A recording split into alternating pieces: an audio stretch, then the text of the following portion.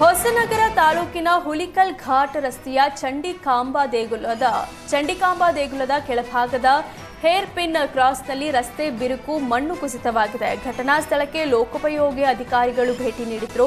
ರಸ್ತೆ ಬಿರುಕಿನ ಪ್ರಮಾಣ ಭಾರೀ ಪ್ರಮಾಣದ ಮಣ್ಣು ಕುಸಿತದ ಕಾರಣದ ಬಗ್ಗೆ ಅವಲೋಕಿಸಿದ್ದಾರೆ.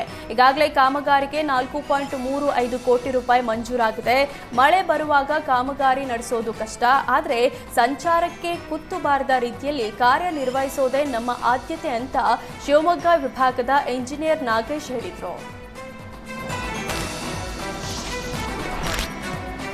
ಚಿತ್ರದುರ್ಗದ ರೇಣುಕಾಸ್ವಾಮಿ ಕೊಲೆ ನಡೆದು ಇಂದಿಗೆ 1 ವರ್ಷವಾಗಿದೆ. ರೇಣುಕಾಸ್ವಾಮಿ ಭಾವಚಿತ್ರಕ್ಕೆ ಕುಟುಂಬಸ್ಥರು ನಮನ ಸಲ್ಲಿಸಿದ್ರು. ಸಂಸ್ಕಾರದನ್ವಯ ಮೇ 29ರಂದು ಸಾಂಪ್ರದಾಯಿಕ ಪೂಜೆ ನಡೆಸಲಾಗಿದೆ. ಇಂದಿಗೂ ಪುತ್ರನ ನೆನೆದು ಪೋಷಕರು ಕಣ್ಣೀರಿಡ್ತಿದ್ದಾರೆ. ಪುತ್ರ ಶೋಕ ನಿರಂತರ ಎಂಬಂತೆ ನೋವು ಕಾಡ್ತಿದೆ.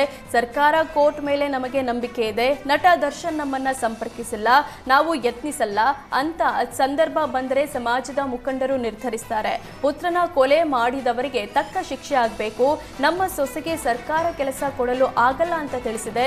ಹೀಗಾಗಿ ಸೊಸೆ ಮತ್ತು ಮೊಮ್ಮಗನ ಜೀವನಕ್ಕೆ ಸರ್ಕಾರ ಅನುಕೂಲ ಮಾಡಲಿ ಅಂತ ರೇಣುಕಾಸ್ವಾಮಿ ತಂದೆ ಕಾಶಿನಾಥಯ್ಯ ಹೇಳಿದರು.